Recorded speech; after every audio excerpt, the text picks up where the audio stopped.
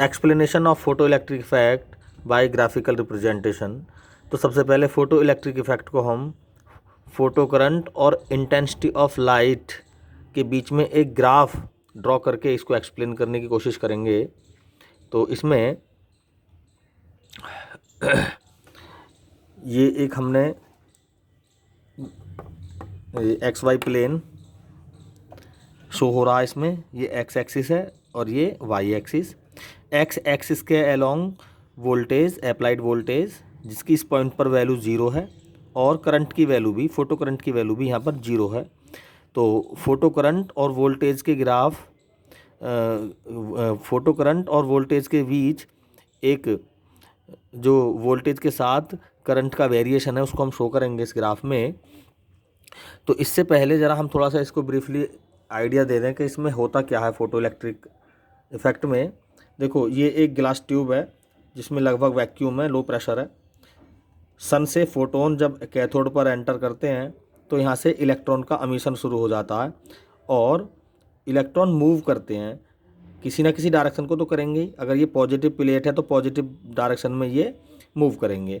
By the way यहाँ पर ये प्लस लगा रखा है मैंने, यानी पॉजिटिव पोल अगर ना हो तब भी इलेक्ट्रॉन अपनी काइनेटिक एनर्जी से इस पॉइंट तक, इस एनोड प्लेट तक पहुंचने की कोशिश करेंगे।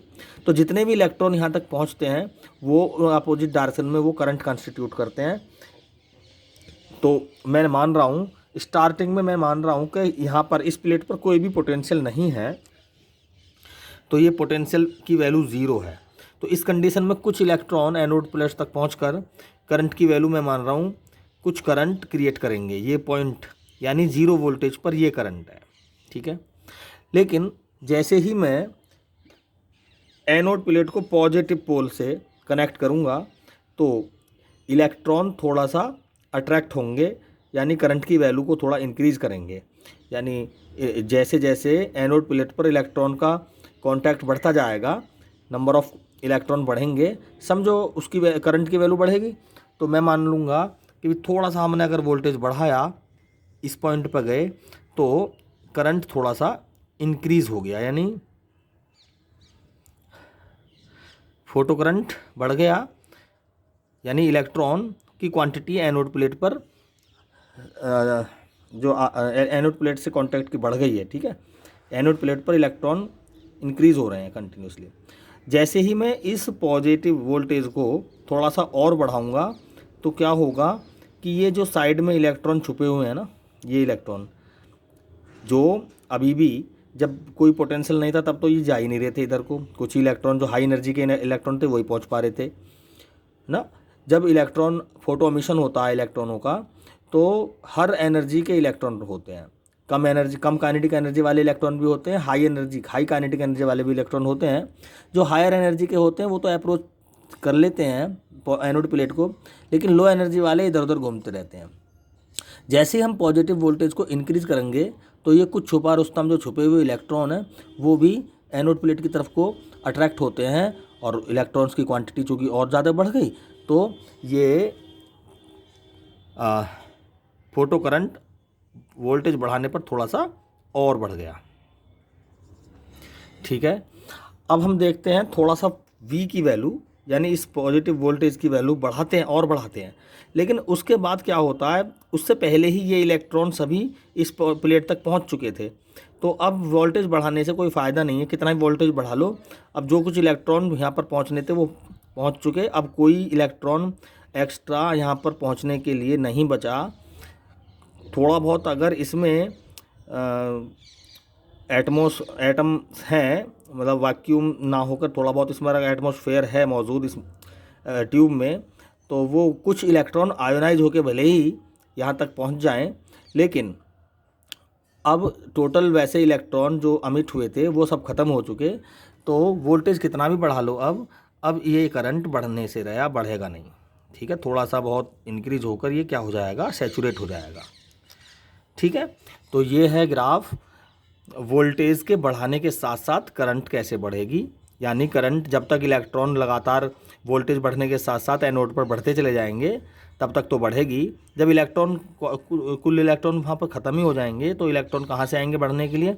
जब इलेक्ट्रॉन ही नहीं रहेंगे तो फिर वोल्टेज कितना भी बढ़ा लो ये सैचुरेट हो जाएगा। ठीक है, अब थोड़ा सा नेगेटिव वोल्ट पर विचार करते हैं कि V की वैल्यू अगर नेगेटिव कर दें। देखो, अगर हम इस पॉजिटिव वोल्टेज की जगह हमें नेगेटिव कर दें तो क्या होगा? ये रिपेल होंगे इलेक्ट्रॉन जब रिपेल होना शुरू हो जाएंगे तो फोटो करंट की वैल्यू घटेगी। यानी नेगेटिव वोल्टेज पर, ये इधर नेगेटिव साइन है ना, इस पॉइंट पर नेगेटिव वोल्टेज है तो करंट की वैल्यू डिक्रीज हो गई। थोड़ा सा वोल्टेज, नेगेटिव वोल्टेज और बढ़ाओ तो यहाँ पर अगर वोल्टेज बढ़ेगा तो करंट थोड़ा सा डिक्रीज होकर यहाँ पर आएगा। करंट डिक्रीज होगा ऑब्वियसली, क्योंकि इलेक्ट्रॉन रिपेल होंगे। नेगेटिव वोल्टेज अगर हमने और बढ़ा दिया तो भाई करंट की वैल्यू क्या हो जाएगी? 0 ही हो जाएगी यहाँ पर। तो ये जो नेगेटिव वोल्टेज करंट को 0 कर दे उसको क्या बोलेंगे? स्टॉपिक पोटेंशियल या कट ऑफ वोल्टेज। देखो, इस लाइन को अगर हम मिला दें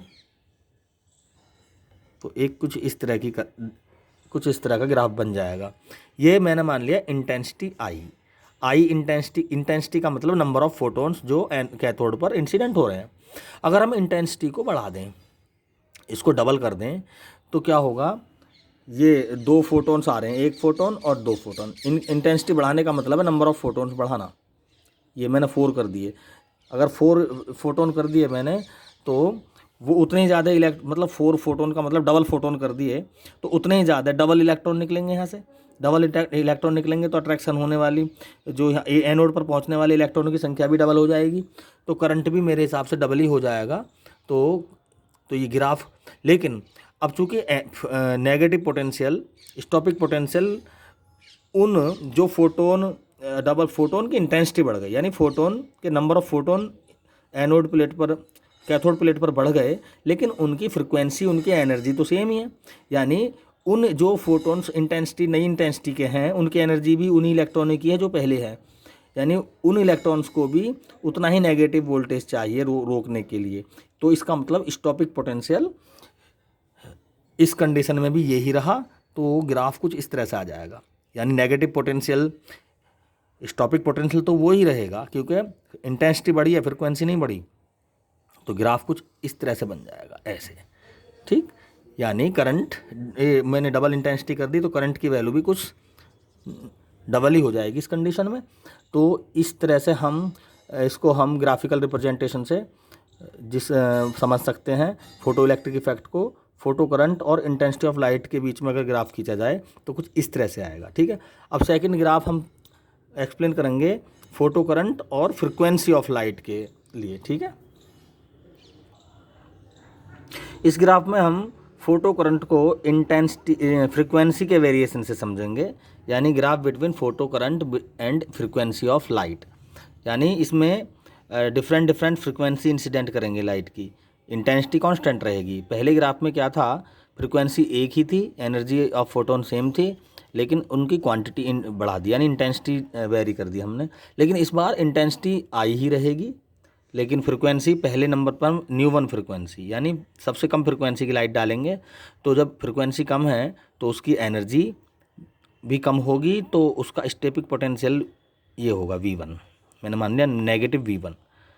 अब चूँकि फ्रिक्वेंसी कम है लेकिन इंटेंसिटी सेम है सभी फ्रिक्वेंसीज़ की, तो नंबर ऑफ़ इलेक्ट्रॉन्स भी इक्वल होंगे। जब नंबर ऑफ़ इलेक्ट्रॉन्स इक्वल होंगे तो वो एनोड पर पहुंचने वाले इलेक्ट्रॉन्स की संख्या भी बराबर होगी, तो करंट सर्किट में फोटो करंट जो फ्लो होगी वो हर कंडीशन में सेम ही फ्लो होगी। ठीक है, तो आई करंट है, इंटेंसिटी आई है, capital I, small I photo current, और न्यू1 फ्रिक्वेंसी पर -V1 स्टॉपिक पोटेंशियल। ठीक है, अब थोड़ा सा हम फ्रिक्वेंसी बढ़ाते हैं, तो ये है सेकंड नंबर पर न्यू2 फ्रिक्वेंसी।